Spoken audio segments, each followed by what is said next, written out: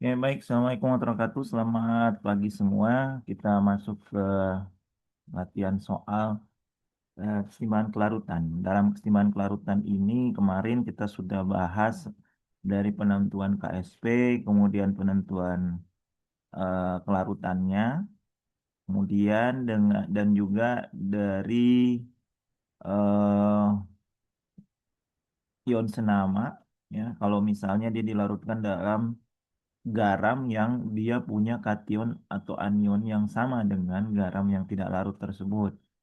Kemudian kemarin juga sudah membahas apakah dia mengendap atau tidak gitu ya dengan konsentrasi awal tertentu suatu senyawa yang dicampurkan terus dia mengendap. Kalau dia apa eh, konsentrasi awalnya lihat tuh Q-nya itu lebih kecil daripada K, dia berarti akan lebih larut. Kalau K-nya lebih kecil daripada Q-nya, dia akan mengendap bergeser ke kiri ya. Kemudian kalau apa namanya sama dia dalam timbangan ya, kalau Q-nya sama dengan K. Dan Anda juga kemarin sudah bisa membedakan mana yang larut duluan, mana yang mengendap duluan ya. Kalau KSP-nya sangat kecil, berarti dia dengan konsentrasi tertentu itu udah ngendap banget gitu ya. Ini konsentrasi yang kecil pun dia sudah langsung mengendap. Tapi kalau dia kelarutannya besar, berarti konsentrasinya perlu lebih besar lagi. Begitulah cara Anda nanti mengendapkan suatu eh, garam ya. Misalnya di dalam air itu ada kation atau dalam sampel itu ada kation atau anionnya. Terus Anda mau tambahkan salah satu kation atau anionnya untuk diendapkan, Anda bisa perkirakan konsentrasinya dengan melihat KFP suatu senyawa yang mengendap tersebut yang akan nanti kalian endapkan gitu ya. Ini misalnya ada senyawa CuS, kemudian dia terurai menjadi Cu2+, HS- dan OH-. Nah, di sini KSP-nya apa namanya? Ungkapannya adalah Cu2+, HS-, dan OH-. Begitu ya, benar ya. Di sini KSP-nya adalah apa namanya? Ion-ion dari senyawa yang dihasilkan di situ. Kalau kalau di ujian nanti kalau kalian suruh mengungkapkan eh, apa namanya? Ungkapan kesetimbangan ya cukup menuliskan mana yang spesi pada aqueous ya. Di solid sama liquidnya tidak masuk. Sampai sini ada yang mau tanya dulu? Untuk pengungkapan KSP ya biasanya itu sebagai soal pertama. Tapi itu jarang sekali sih kalau ditanya di ujian, misalnya di kuis ya mungkin. Kemudian hitung konsentrasi Cu2+. Berarti kita hitung bisa saja yang dihitung adalah Cu2+, bisa aja dihitung HS-, bisa aja dihitung OH-. Ya. Nah, itu kan sama. Kalau Anda dapat kelarutannya X atau S ya, X-nya, kalau Anda dapat X-nya, Anda bisa dapat ya konsentrasi di Cu pasti akan sama dengan konsentrasi HS-. Anda bisa cari juga konsentrasi OH-. Ya. Halo, suara saya terdengar kan ya? Jangan sampai saya ngomong sendiri. Oke.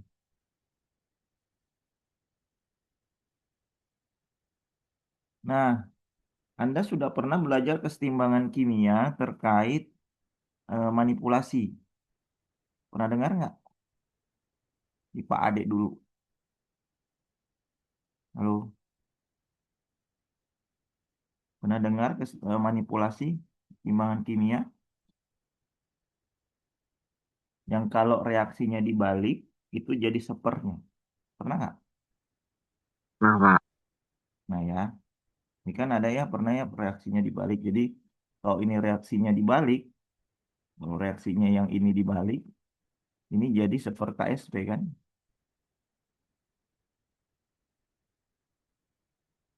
Nah, oke.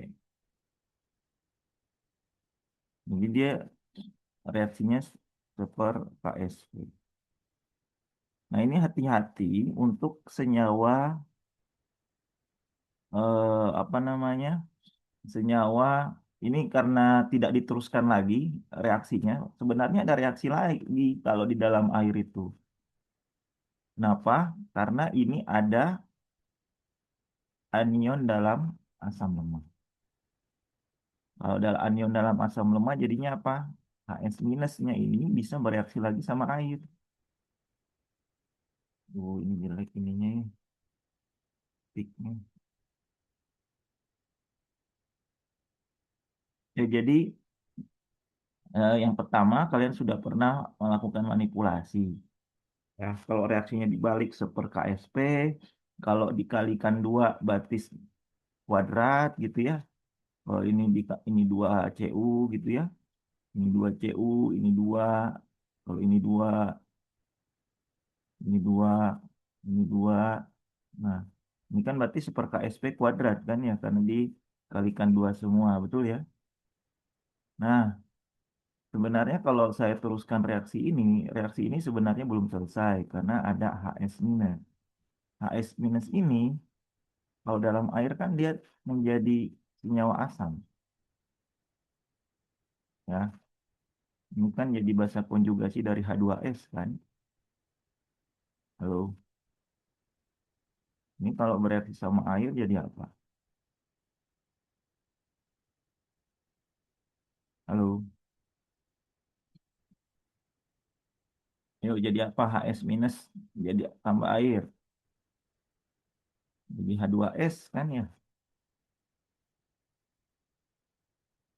Dan apa? Ini kalau saya teruskan reaksinya. Kalau soal di sini tidak diteruskan karena cuma ditanya reaksi yang pertama saja. Tapi kalau diteruskan, ini bisa jadi seperti ini. Ini jadi OH minus. Ya, karena HS minus itu kan konjugasi dari asam mah menjadi basa ya dari H2S. Sampai sini paham ya? Tinggal di sini ada KB.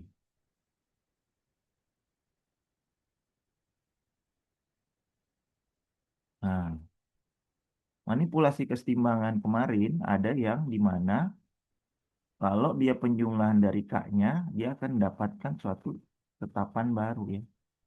Jadi K-nya itu namanya K, K tetapan lagi yang itu dari KSP dikali HB. Ya, ini bisa seperti ini karena eh, dia menghasilkan anion dari basa lemah, asam lemah. Sehingga kalau dalam air, anion yang bisa terurai lagi menjadi asamnya atau basanya itu bisa menjadi suatu tetapan kesetimbangan baru. Jadi seperti ini. Sehingga kita dapat K lain, K yang baru ya. Dan reaksinya ini sebagai zat antara kan. Ya, nah nanti dia menghasilkan H2S di sini.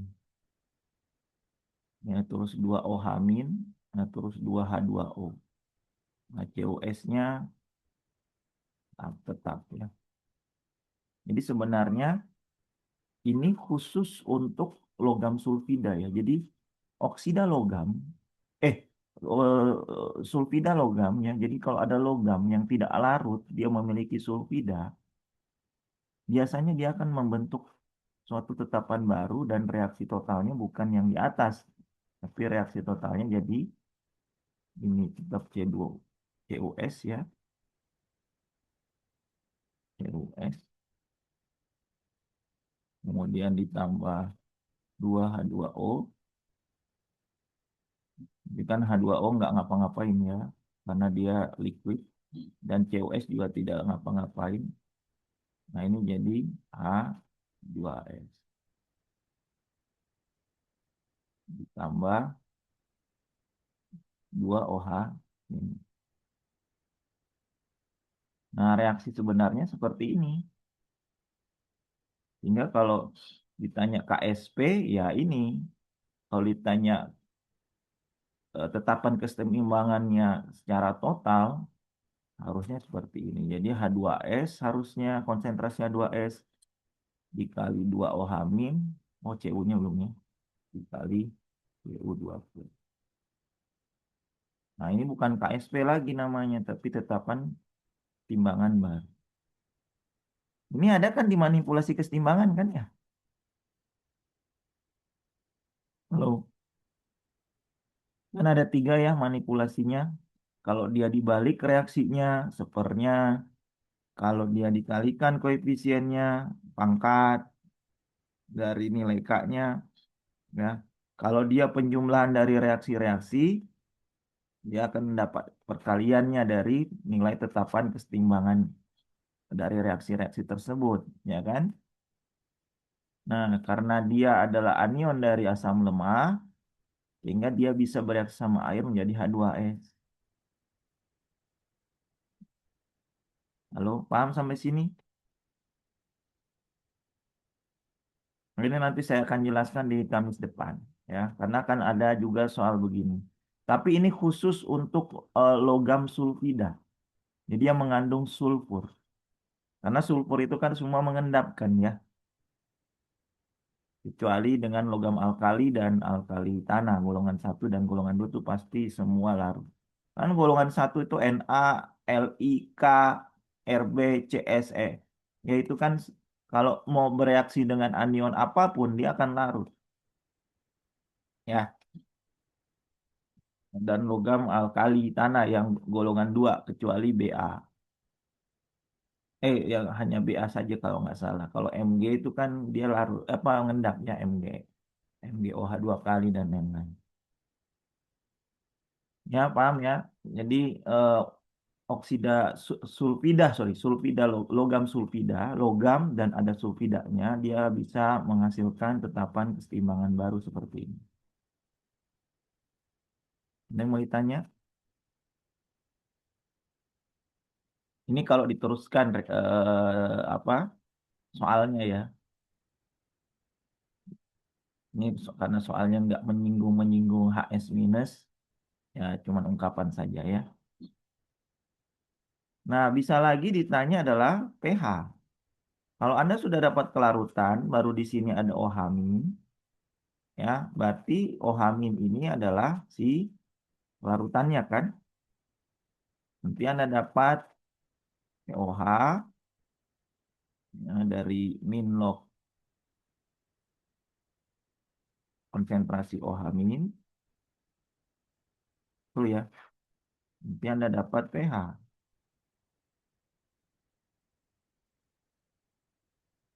Ya. pH yang tadi, yang kalau HS minus itu bereaksi lagi dengan air menghasilkan H2S dan OH min, kan OH minnya jadi 2X kan. Nah, konsentrasinya pasti beda, kelarutannya harus dikali 2 ya. Cuman karena ini tidak menanyakan terkait tetapan kesetimbangan baru dari HS minus, jadi tidak disampaikan. Nah, cuman hati-hati untuk yang menghasilkan basa itu atau asam, basa sih sebenarnya bisa dia bisa karena basa tidak larut kan banyak ya, MgOH 2 kali ya, kayak MgOH 2 kali ini kan basa yang tidak larut.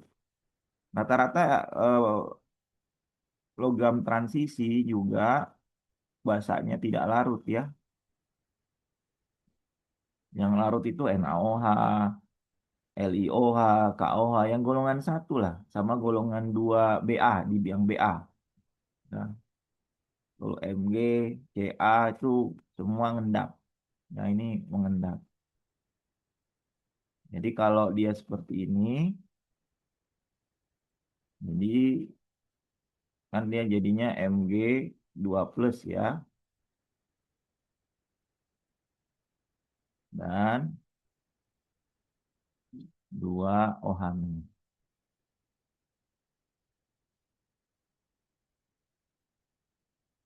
Paham? Nanti nanti ini jadi 2X kan? Nah, bukan yang seperti ini. Nanti OH minnya ya konsentrasi di sini. PbOH 2 kali juga seperti itu. Nah, Untuk senyawa-senyawa yang seperti ini sangat mungkin untuk dicari pH-nya. Paham? Halo, ada yang mau ditanya? Jadi saya sudah sampaikan beberapa tips dan trik ya, atau kemungkinan-kemungkinan soal yang bisa mudah dimodifikasi di ujian ya, dari soal sederhana. Apakah terbentuk endapan yang lebih banyak jika ke dalam sistem yang telah setimbang ditambahkan ion Cu? Ya kalau saya tambahkan Cu lebih banyak, berarti dia bergeser kemana? Halo, Raffi, ada yang bisa? Kalau saya tambahkan Cu lebih banyak pada sistem, dia akan bergeser ke. Ayo, ada yang bisa jawab? Kiri ya. Kalau ke kiri, dia akan lebih cenderung mengendap. Paham sampai sini?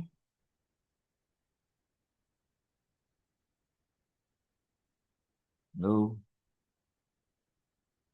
Jadi dia akan terbentuk CuS dengan penambahan konsentrasi ion Cu dan meningkatkan pembentukan endapan. Ini soal kuis ya. Kalau kuis mah lebih gampang biasanya daripada ujian ya. Tapi ujian ya kita bisa mulai dari soal kuis, terus bisa dikembangkan lebih banyak tadi seperti dapat tetapan ketimbangan baru dari logam sulfida ya. Oh, jadi kalau soalnya logam-logam sulfida hati-hati, nilai K-nya itu akan menghasilkan K baru dengan penggabungan KSP dengan Ka atau Kb-nya ya. Oke, ada yang bertanya?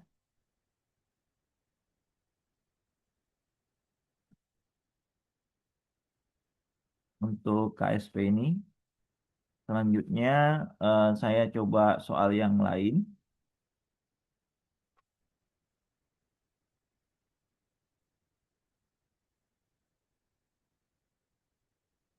Nah,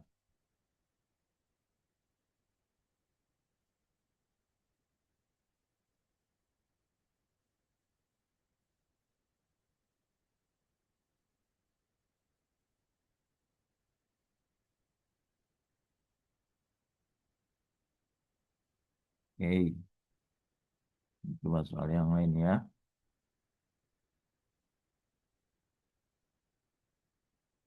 Nah, ini dia. Oh, ternyata dibahas juga di soalnya. Ini tadi ya. Jadi, terus timbangan bergeser ke reaktan. Kelihatan soalnya? Halo? Muncul, Pak. Nah, jadi ditambahkan Cu dia akan bergeser ke kiri ya. Kemudian diketahui reaksi kesetimbangan ini H2S, H2O ya, kemudian CuS. Oh, jadi diminta ada nilai Ka, Kw gitu ya. Suruh cari tetapan ini. Ya, berarti Anda dari KSP-nya ya. Jadi kalau ada reaksi di awal sudah diketahui, terus ada reaksi tambahan, itu semuanya akan dipakai untuk mencari ini. Jadi kalau mencari ini berarti nih KSP-nya, Ka-nya, Kw-nya digabung semua ya. Nah, untuk mencari ini kan tinggal dari KSP, kemudian ada H plus, HS minus ya, H2S ini kan Ka ya, kemudian H plus, OH min. Jadi tujuannya adalah mendapatkan reaksi di akhir. Bagaimana reaksi akhir ini dari tiga reaksi digabung, kamu bisa dapat suatu tetapan kesetimbangan baru ya. Kan jadinya KSP kali Ka kali Kw ya. Nah, kalau kamu sudah dapat K-nya, kamu bisa cari kelarutannya. Berapa kelarutannya ini? Bisa kan dicari? Jadi di sini ICE ya sama. Ini jadi ini nggak ada ya. menjadi 2x X. Oh, ini biasanya tadi kan CUS-nya kalau di dalam reaksi ini CUS-nya kan di dalam air ya. Nah, kalau ini CUS-nya di dalam asam. Berarti dia dilarutkan dalam asam kan. Nah, berarti asamnya biasanya diketahui di awal harus berapa ya. Jadi kalau di dalam asam ini kita bisa tahu pH-nya berapa, kita juga bisa tahu kelarutannya berapa karena dapat kelarutan baru karena dapat tetapan kesetimbangan baru kan. Sehingga dia bisa dapat kelarutan yang baru. Jadi ini plus X, ini plus X ya, ini plus X. Ini min 2X. Kan? Nah, ini biasanya soalnya harusnya ditambahkan. Jika ditambah CuS ini dilarutkan pada 0,1 molar HCl misalnya, berarti 0,1 molar HCl-nya ini. Ya, jadi misalnya H plusnya ini ada diketahui 0,1 molar. Jadi si logam sulfidanya itu dilarutkan dalam 0,1 molar HCl. Berarti inisialnya 0,1. Nah, misalnya ya. Nah, di sini kan Anda sudah dapat tetapan kesetimbangan baru. Kalau dapat tetapan kesetimbangan baru kan berarti punya kelarutan yang baru kan. Nah, di sini Anda cari kelarutannya, nanti akan Anda dapat X-nya kan ya. Ungkapannya adalah K sama dengan apa? Konsentrasi CO2 plus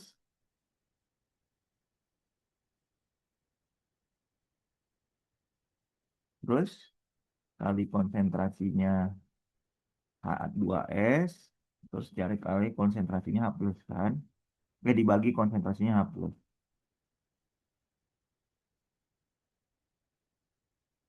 Ini jadi H2S ya. Ini pengembangan soal ya.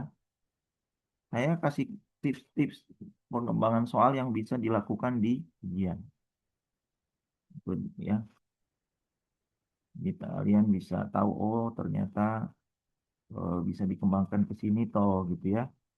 Karena saya itu selalu memberikan soal yang mungkin lebih sulit dibandingkan yang ujian atau yang lebih mudah tapi bisa dikembangkan ya. Biar kalian lebih banyak variasi.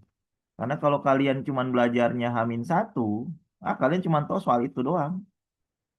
Variasinya bingung kan pada saat soal lain. Makanya harus banyak latihan, diskusi, dan juga apa namanya nyoba soal, kembangin soal sendiri, jawab sendiri. Mungkin nggak seperti itu gitu ya. Nah ini, karena kan itu menjadi hipotesa. Penemu-penemu kan seperti itu. Dari teori-teori yang ada, konsep yang ada, dia kembangkan. Itulah inovasi. Nah, di sini Anda dapat X kan. Nah, X-nya itu adalah kelarutannya berapa. Nah, ini bisa diabaikan nggak? Saya tanya nih. Bisa diabaikan nggak? Nabila bisa diabaikan nggak? Plus minus X dari kurang konsentrasi awal ini. Halo, Lutfia bisa diabaikan?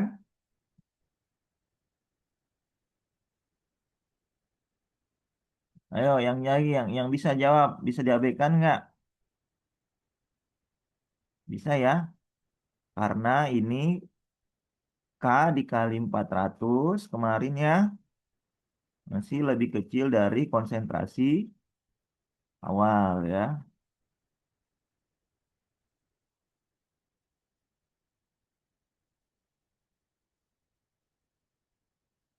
Jadi ini bisa kita abaikan. Nah ini kalau kamu nggak mau abaikan ya pakai persamaan kuadrat dapat juga sebenarnya. Jadi kamu dapat X-nya. Bisa saja nanti kita tanya berapa apa, tapi ini kan nanti harus min 2X ya. Tapi kalau nanti ditanya berapa pH-nya, ya inilah pH-nya Anda bisa cari. Nanti konsentrasi H plusnya saat setimbang. Kalau misalnya ada yang ditanya ya H plusnya berapa, pH-nya berapa. Di sini Anda bisa cari pH. Jadi untuk menghitung kelarutannya plus minus X bisa diabaikan. Tapi kalau untuk menghitung pH-nya ya jangan mengabaikan plus minus X-nya karena itu memang perhitungan untuk mencari apa, konsentrasi saat setimbang si H plusnya ya. Paham sampai sini? Ada yang mau tanya? Ya, karena kuis cuma ditanyanya nilai K baru ya. Tapi kalau di ujian bisa saja yang ditanya pH setelah dapat ketetapan setimbang baru Anda cari kelarutannya dulu, kemudian nanti Anda cari pH-nya ya. Karena X-nya harus diketahui dulu, ditanya dulu kan. Dicari dulu. Jadi ada 3 tahap. Nah, pertama cari K-nya, kalau misalnya ya, hitung pH CuS yang dilarutkan dalam 0,1 molar HCl misalnya. Berarti Anda di sini harus tentukan K-nya dulu, kemudian nanti tentukan kelarutannya, ini ya, berapa molar, baru nanti cari pH-nya. Seperti itu.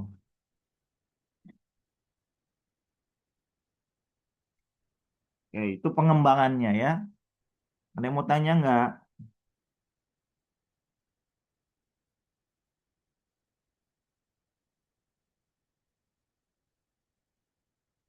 Nggak ada. Jadi hati-hati lihat soalnya mana yang kelarutannya di dalam air ini, mana kelarutannya di dalam ion apa garam yang punya ion yang sama itu ion senama, mana kelarutannya dalam asam. Nah, seperti ini.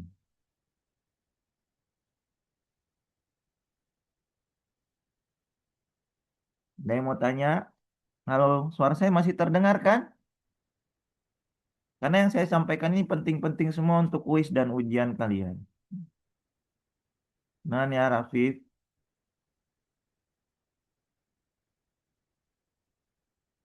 Oke. Ini ada pertanyaan. Untuk mendapatkan pelarutan COS lebih banyak, lebih baik digunakan suasana asam atau suasana basah? Yo, kalau mau dapat COS yang lebih banyak, mending suasana asam atau suasana basah? Lalu, kalau lihat, kalau dia dikasih suasana asam, dia akan bergeser ke kanan. Kenapa? Karena tergerus-gerus menghasilkan CO2 plus, larut akan menghasilkan ion CO2 plus dan larut H2S, ya, asam H2S. Jadi kalau suasana asam tidak baik gitu ya. Kenapa?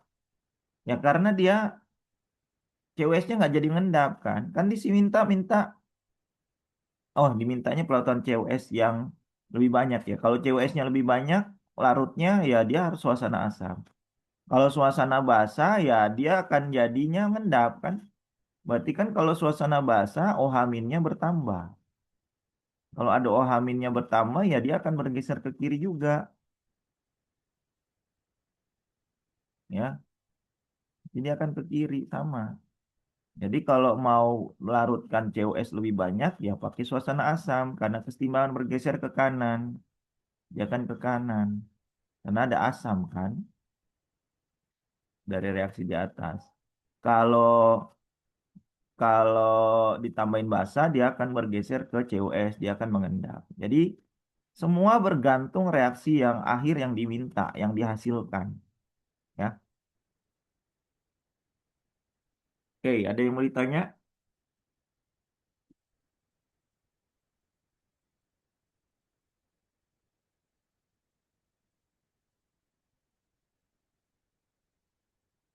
Halo, tanya aja ngomong. Saya masih bingung kapan kita pakai tabel MRS dan kapan kita pakai tabel ICE. Kita akan pakai tabel MRS jika volumenya berubah.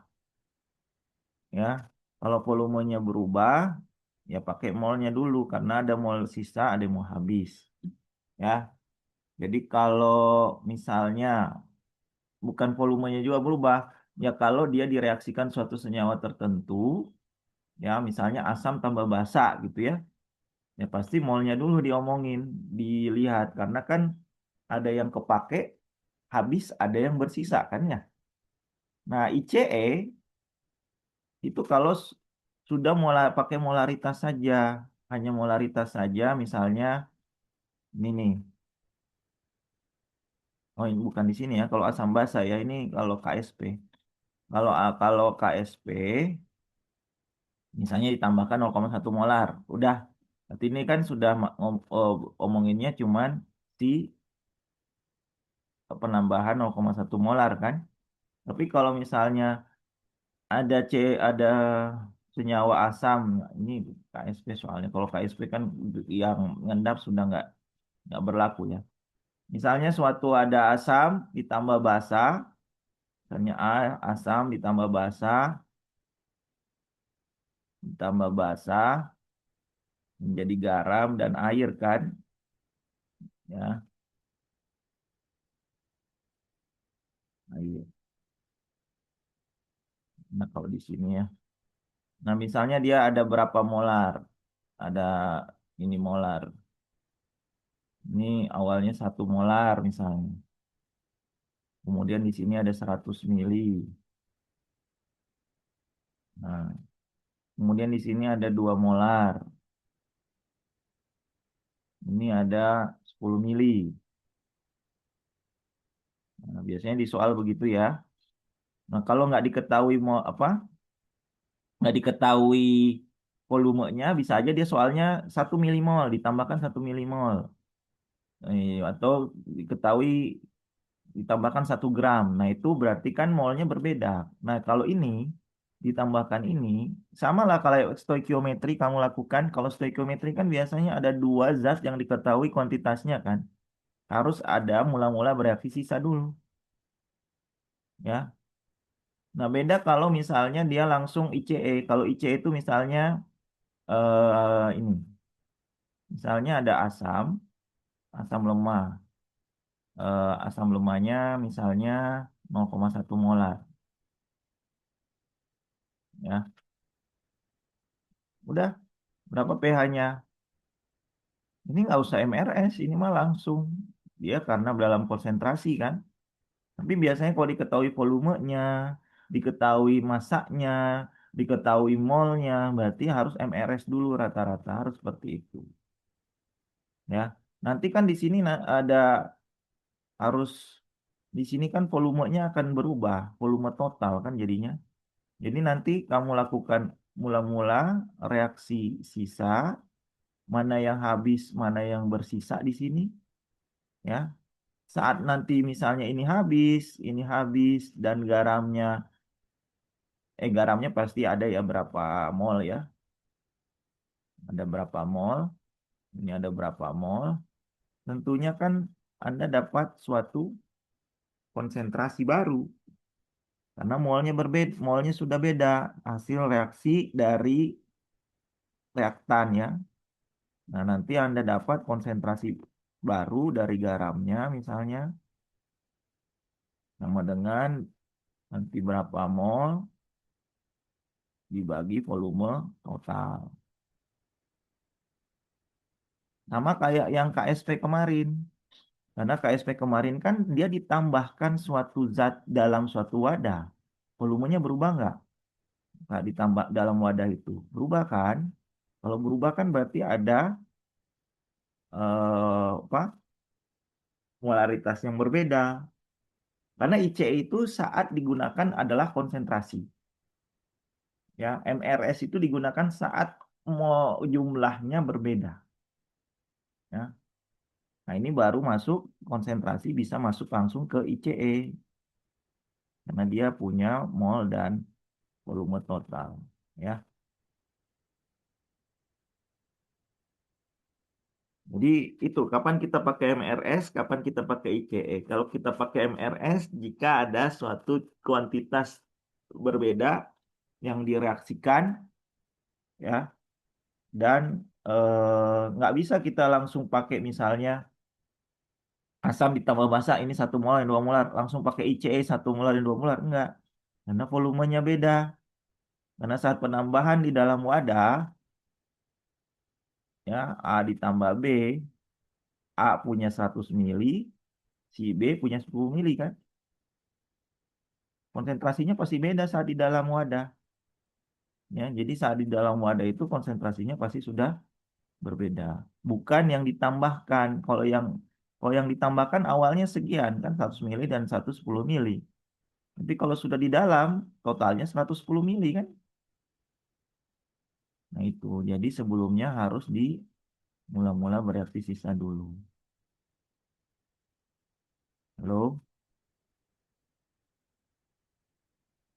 Nanti setelah sudah tahu dibagi dengan volume total, nah langsung Anda bisa pakai ICE, pakai yang mana. Karena ada kondisi di mana kalau misalnya yang lemahnya bersisa, misalnya ini sisa ya, ini sisa, ini ada berapa mol, ya kalau yang bersisa adalah yang lemahnya, itu nanti disebut sebagai buffer. Kalau buffer itu biasanya yang diketahui selain asam lemahnya ada garamnya ya, misalnya natrium, NaA misalnya. Ini misalnya aja bisa aja kalium ya. Nah, kalau misalnya ada di sini konsentrasinya diketahui garam dan asam lemahnya atau basa lemahnya dengan garamnya, ini adalah buffer. Anda bisa pakai cara satu yang pakai rumus pH pKa blok itu. pKa kalau pakai pKa plus blok apa? Konsentrasi garamnya minus. Ya, Anda nggak usah mikirin yang Na, K-nya gitu ya, karena itu adalah ion spektator, karena dia pasti tidak masuk dalam perhitungan. Yang penting adalah itu adalah bagian dari garam gitu ya, anion dari garam. Ini H, ya kemarin kayak gitu. Nah, kalau ini kan langsung pakai konsentrasi aja. Kalau mau mengabaikan min X plus X nih.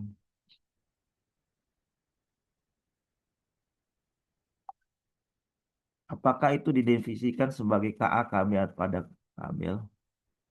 Hah? Apakah itu didefinisikan sebagai Ka? Maksudnya apakah itu didefinisikan Ka, Kb atau Kw, Ce? Ya, tergantung reaksinya. Kalau reaksinya menghasilkan OH- ya Kab. Kalau dia menghasilkan H plus, H3O plus ya Ka. Ya, itu tergantung reaksi asam basanya menghasilkan Ka atau Kb. Jadi garamnya bisa kamu misalnya ini A minus. Sorry. Ini jadi ngomongan bahasa asam basa ya. Ini kalau Ha direaksikan dalam air untuk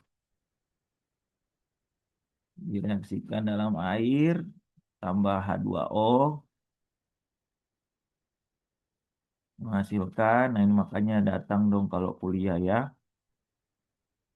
Kalau kuliah datang tapi nggak nanya terus nggak paham ya buat apa? H3O plus dan A minus. Nah, kalau keluarnya kayak gini, ini pakainya Ka. Ya kan karena Arrhenius kan kapan disebut asam kalau dia melepaskan H plus kan, ya. Nah, terus kapan dia basa?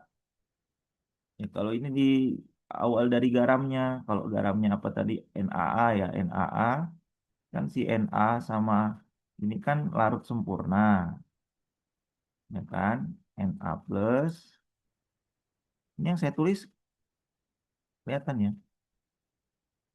ini A minus kan? Nah A minus ini jadi begini bereaksi sama si air. Nah ini jadi apa? Kalau kalau A minusnya bereaksi sama air, jadi Ha lagi kan?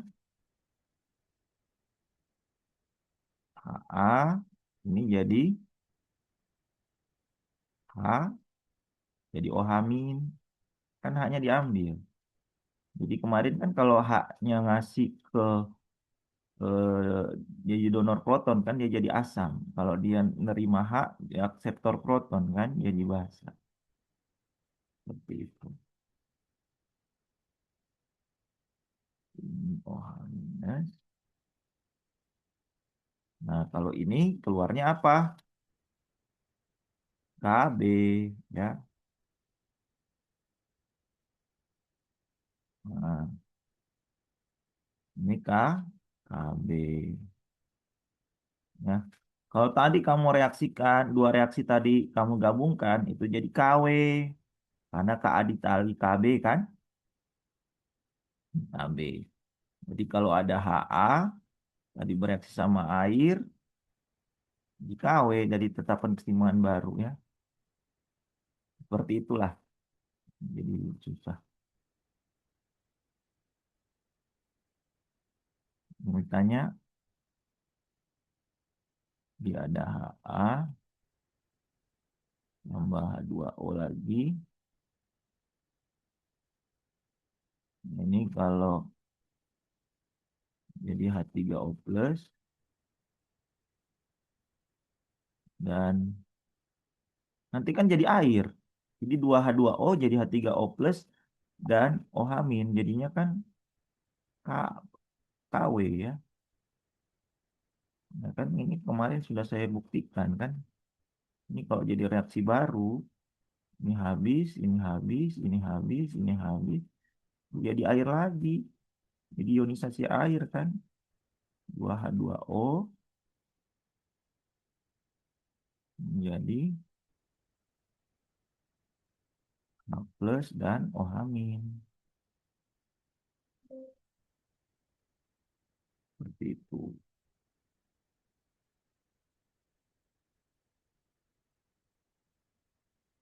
Ini adalah KW. Ya, oke. Ada lagi yang mau tanya?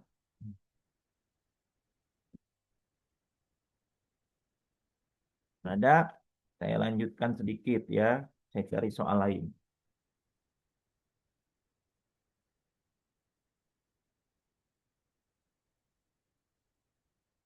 Oke, saya cari soal lainnya. Yang ini. Soal soal UP. Kalau ada soal UP ada nggak? Satu soal lagi. Eh, Timbangan pelarutannya. Kalau nggak ada nggak usah jadinya. Nggak ada ya. UP-nya nggak ada keseimbangan pelarutan. Oke. Kalau tidak ada, saya soal yang tadi aja. Nah ini, soal yang lain aja lagi ya. Atau nggak ada soalnya. Nah ini, pada suatu wadah, kelihatan lagi ya.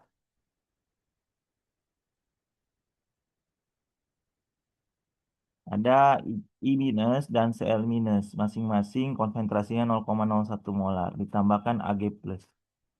Tuliskan persamaan kapan keseimbangannya. Anda sudah pasti tahu ya. Ag plus dan Agi gitu ya. AgCl. Nah, kalau Anda lihat di sini, mana duluan mengendap?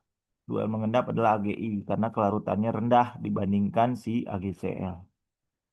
Nah, sekarang hitung konsentrasi Ag plus untuk mengendapkan ion iodida. Berarti Anda pakai KSP-nya Ag plus untuk mengendapkan iodida, Anda pakai KSP-nya Agi.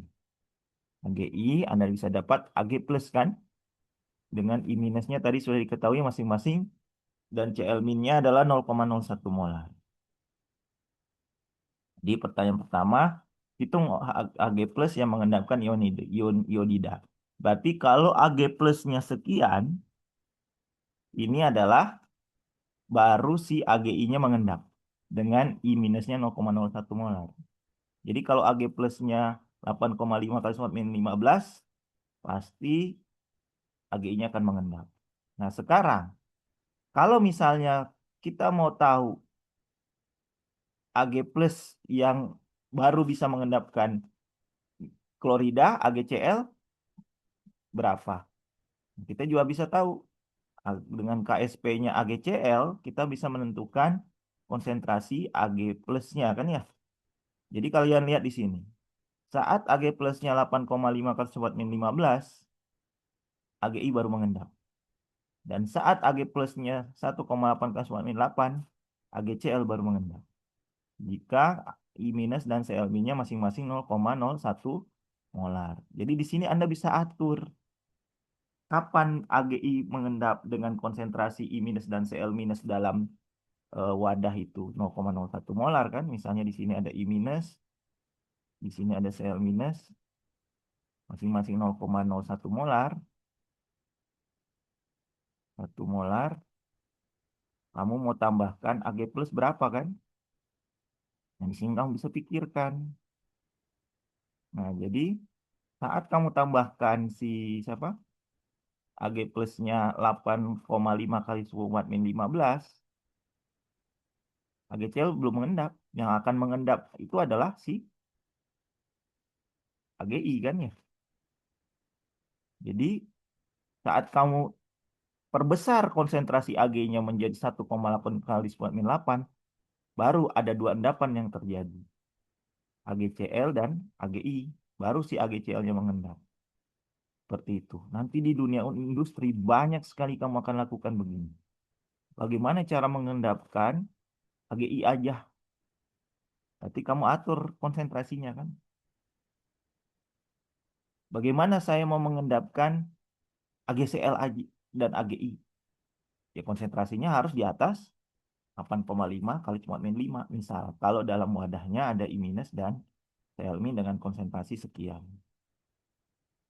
Nah, manakah yang mengendap terlebih dahulu? I minus ya, karena konsentrasi Ag plusnya lebih kecil dibandingkan konsentrasi ion Ag dalam AgCl. Sebenarnya bisa dilihat juga dari KSP-nya kan ya, karena KSP-nya lebih kecil